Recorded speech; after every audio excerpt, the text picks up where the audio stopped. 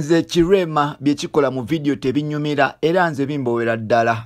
Abyogera yani ye Nalongo amanyikiddwa nga Judith Heard.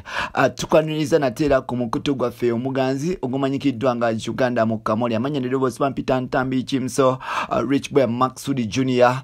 Webale kuba nti o subscribing webale kuba nti otambula naffe ebbanga lyonna kugamba nti big up on yourself nawe atanaba kuba nti o subscribing mugano wange kugamba kusaba subscribing tutambule fenna mpola lunaku lwalero tukuletedde Nalongo nga abesingira mu ggwanga lya America ate nga city socialite model kwogata n'okuba nti yafuuse music critic and TV online host yonna gy'akolera emirimu gyo. Omukyala ono bamuyita Nalongo Judith Heard. Judith Heard lunaku lwalero avudde n'agamba nti talabanga ku mukyala fala, talabanga ku mukyala tamanyi byakola, tabalabanga ku mukyala abowa mu byakola nga Rema Namakula. Agamba nti Rema enyimba ze tezimukolera because akola ebintu by'ekikadde. Rema simanyi kyatisa ku mubiri gwe.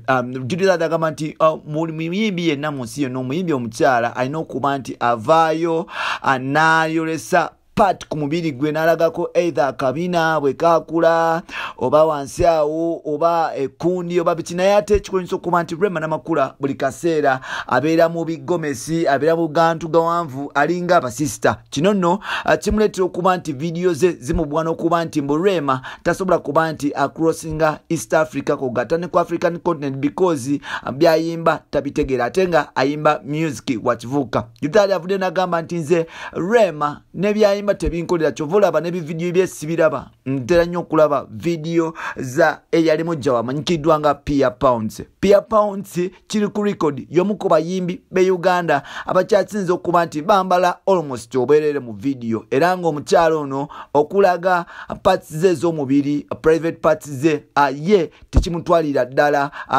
takinaako buzibu era nga byebimu ku bintu byasinga okuba nti ayagala. Kiri ku record Pia Pounds mu Uganda mu ba celebrity y'omu ku bayimbi abakyasinze n'okubeera ne Date Pics naye ng'ate Date Pics ezo zimutambuza era nga ne bafani abamu abali aba big talent abagala Rema batandika okumuyita malaya ng'egye kiri nti Edilisa Musuuza yali amusayinize mu big talent mbu bamuyita nga bwali mujja Rema naye ng'eyo tuveeyo. Judith Heard agamba nti ye anyumirwa nnyo video za Pia Pounds compared to Rema Namakula era nave nagamba nti Rema yali badde nga atandika okubeeramuko aka sexness because she's a diva ate nga diva yenna alina okuba nti akola ebintu ebisikiriza abasajja. Rema y'omu ku bakyala abakyasinze okubeera decent mu bintu byakola.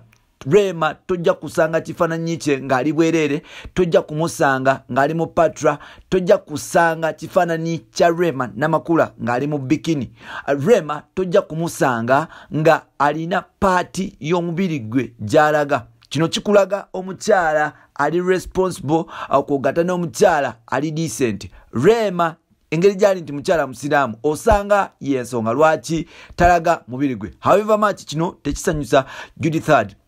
Twagenze okunoonyereza ku Judith Heard na biki history we biki byakola. Twagenze okulaba nti mutuufu okuba nti ablaminga Rema obutalaga mubiri gwe because Judith Heard y'omu ku bakyala abalina record ey'okuba nti balaga obwerere bwabwe.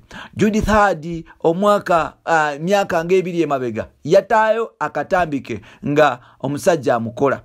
Yata akatambike nga aplayinga sexy n'omusajja omu mu Kampala. Kino nno yensonga lwaki tetwewuunya lwaki Judith Heard avuddeyo okulumba nti Rema Namakula. Judith Heard ebyokweyambula ye tabinaako buzibu. Ebifaananyi gye biri ku internet ne bu video ng'agezaako okuba nti azanya akaboozi.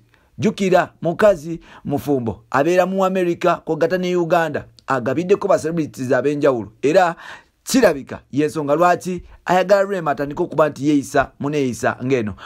Gwosuubira Judith Heard mutuufu okuvayo okugamba Rema nti byakola tebinyuma ne bividiyo bye byakikadde kyova olaba tagenda mu maaso mbu video za Rema nawe tezikunyumira nga takunyamye oba teyeyambudde. bya Judy Third.